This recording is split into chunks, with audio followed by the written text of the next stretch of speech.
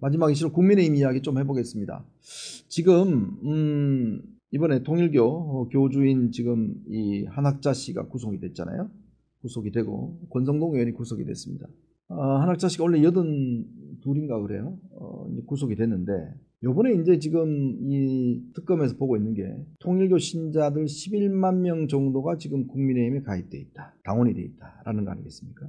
이걸 어떻게 지금 확인을 하냐면 통일교가 전국에 5개 지부가 있습니다. 5개 지부가 있는데 그 5개 지부에 있는 사람들 전부 다 조사를 다 했던 모양이에요. 그래서 당시에 대선 때 우리 참어머님, 이 통일교에서는 아마 한학자 씨를 참어머님이라고 부르는 모양입니다. 참어머님께서 이제 지시를 하셨다. 윤석열 후보를 도와야 된다. 뭐 등등. 국민의힘에 입장하자.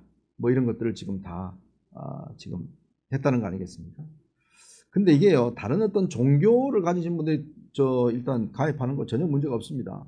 당원 다 될 수 있죠. 근데 문제는 어떤 특정 종교가 예를 들어서 이렇게 단체로 입당한다든지 강제로 입당했을 경우에 특히 통일교는 굉장히 그 상하 조직력이 강한 그런 교입니다. 신천지도 마찬가지고요. 교주의 지시에 따라서 굉장히 움직이는 그런 종교입니다. 다른 어떤 뭐 기독교는 이거와는 달라요.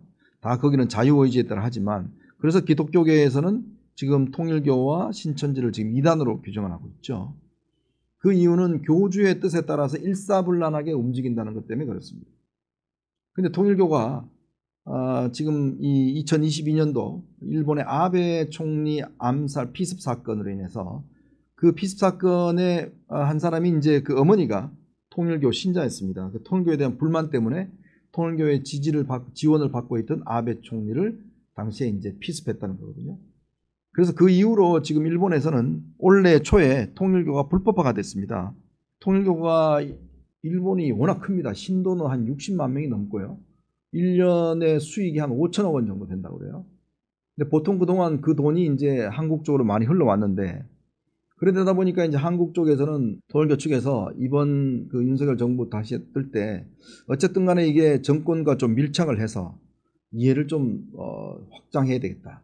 그래서 이제 YTN도 인수하고 그다음에 ODA를 많이 해서 캄보디아, 태국 이런 데 이제 그 해외 원조 한 2배 늘리고 그 공사를 통일교가 또 수주를 하는 거예요. 그래서 이제 해야 되겠다라고 해서 윤석열 대통령 측에 당시 후보 측에 꽤 발을 많이 넓힌 것 같습니다. 그때 이제 권성동 의원이 이제 다리를 놨고 그 소개를 건진법사가 뭐 또 여사하고 해줬다 뭐 등등 이런 것들이 꽤 이제 지금 수사 결과로 나오고 있죠. 그래서 아마 통일교 측에서 꽤 많은 돈도 건넸다라는 게 지금 드러났고 권성동 의원은 뭐 1억 원을 받았다는 거 아니겠습니까? 그런데 문제는요, 이런 지금 통일교 신자들이 만약 지금도 있다 그러면 제가 좀 의심스러운 게 뭐였더냐면 최근에 국민의힘 경선 결과를 보면 당심하고 민심하고 굉장히 반대로 가는 경향이 있어요. 이게 왜 그럴까? 그래서 이게 뭐 좀 너무나 좀 다르게 가는, 예전에는 보면 당심과 민심이 거의 비슷하게 갔는데 요즘은 전혀 다르게 가는 경향이 많습니다. 그것도 신천지가 홍준표 전 대구시장이 주장하는 바인데 신천지 교인들이 꽤 많이 들어와 있다. 지금 그런 이야기도 있지 않습니까? 신천지도 당시 이재명 경기도지사한테 아주 혼쭐이 났죠. 그러다 보니까 이만희 당시 총재 교주가 어찌하든지 간에 좀 반대되는 윤석열 후보를 지원을 해서 자신들의 교세를 확장하겠다. 뭐 이런 생각을 했다는 게 아닌가 싶습니다. 근데 이번에 수사에 드러난 건 이제 통일교 측이죠. 자, 그러니 문제는 국민의힘이 굉장히 곤혹스러워졌습니다. 특검은 이렇게 지금 수사를 하고 있는데 그럼 만약 이게 입당한 사람이 밝혀지면 물론 뭐 종교의 자유가 있지만 그러나 우리 헌법에서는 이 국교는 인정되지 않으며 정치와 종교는 분리한다 되어 있습니다. 이 이야기는 결국은 어떤 개인이 당에 입당하는 것은 자유지만 특정 종교 세력이 집단으로 예를 들어서 어떤 이 당원을 가입하고 강압적으로 했다라 그러면 이거는 정당법 위반입니다. 근데 이번에 한학자 씨를 구속하면서 정당법 위반은 걸질 않았어요. 근데 이제 아마 고령의 한학자 씨가 아마 구출 생활이 꽤 힘들 겁니다.